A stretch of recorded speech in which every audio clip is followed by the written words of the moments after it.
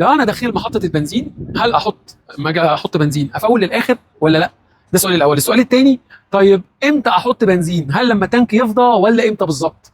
ايه افضل حاجه او ايه احسن حاجه عشان العربيه ما يحصلهاش مشاكل؟ الحاجه الثالثه، السؤال الثالث يعني، وهو ازاي اقدر اعرف وانا داخل محطه البنزين بحط بنزين ان انا بتسرق ولا مش بتسرق؟ وايه هي المحطات السليمه اللي ما فيهاش سرقه وايه هي المحطات اللي نص نص؟ السؤال الاول، كل الاسئله. امتى بتحط بنزين في التانك؟ بحط بنزين في التانك لما المؤشر قبل الربع الاخير من التانك ما يخلص. طيب لو داخل بتفول للاخر خالص ولا عند اول فصله؟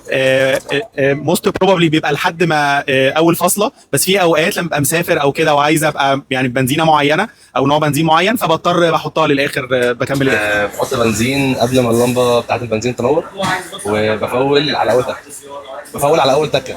بفول عند اول فصله، وبحط بنزين يعني نقول مره في الاسبوع مثلا. يعني لما المؤشر يجي عند النص؟ لا، اول ما ينور وقبل ما ينور بشويه بس.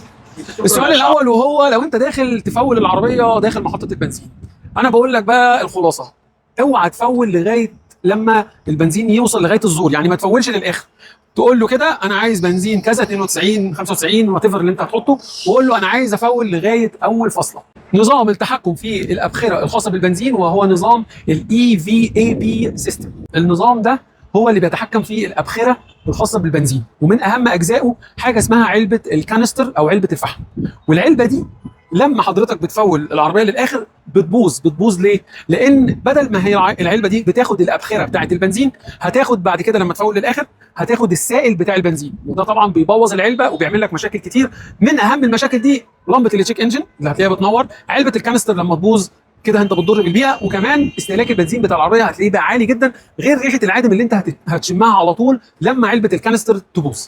بعد ما علبه الكانستر بتاخد الابخره اللي طالعه من البنزين وتخزنها جواها، في وقت لاحق كمبيوتر العربيه بيدي اوردر للبلف اللي في علبه الكانستر انه يتفتح، وبياخد الابخره دي يدخلها جوه المحرك، وبالتالي بتتحرق مع البنزين. فانت كده تبقى وفرت بنزين وحميت البيئه، وكل ده عشان فولت صح. واخر نقطه في موضوع علبه الكانستر دي، لو حضرتك فضلت تفول العربيه وتملى تنكها لغايه الزور مرات متعدده او مرات كتير، بالاضافه يعني جنب ان علبه الكانستر هتبوظ، انت بتعرض العربيه لضغط داخل تانك البنزين عالي جدا، لان انت مش سايب نفس، فالابخره دي بتضغط مع السائل بتاع البنزين، فلا قدر الله في الحر والجو اللي احنا فيه حاليا في الصيف بنسبه كبيره ممكن العربيه تنفجر منك بسبب غلطه بسيطه زي دي. طيب السؤال الثاني، لو انت هتحط بنزين، امتى تحط بنزين في تانك العربيه؟ هل لما التانك يفضى خالص ولا لما يوصل عند النص ولا عند اول شرطه؟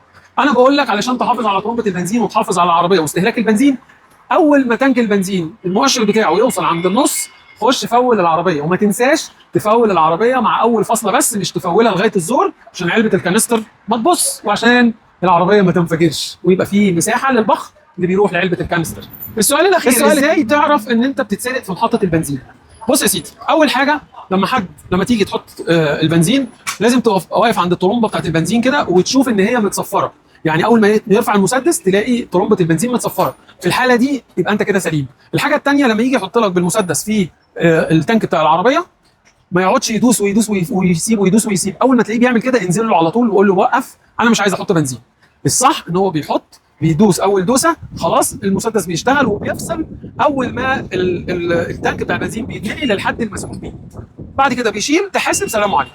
واخيرا بقى، لو عايز تعرف محطه البنزين اللي انت بتحط فيها بنزين صح كويسه ولا لا، نص نص ولا لا، اكتب لي في الكومنتات بتحط بنزين من انهي محطه بنزين وانا هقول لك هي كويسه ولا لا. وطبعا احنا النهارده موجودين في محطه فيول اب، واحده من محطات الشركه الوطنيه للبترول، وواحده من اقوى وانظف المحطات اللي ممكن تحط منها بنزين. مش بقول كده علشان بصور هنا، لكن بقول كده وانتوا تاكدوا الكلام ده عليا في الكومنتات وتقولوا لي كلامي صح ولا لا. قبل ما تسيب الفيديو ده وتروح في اي حته ما تنساش تعمل لايك وشير، واشوفكم يا رب دايما على خير. وقبل ما تمشي صلي على رسول الله. شريف ياسر مونتراك، سلام عليكم.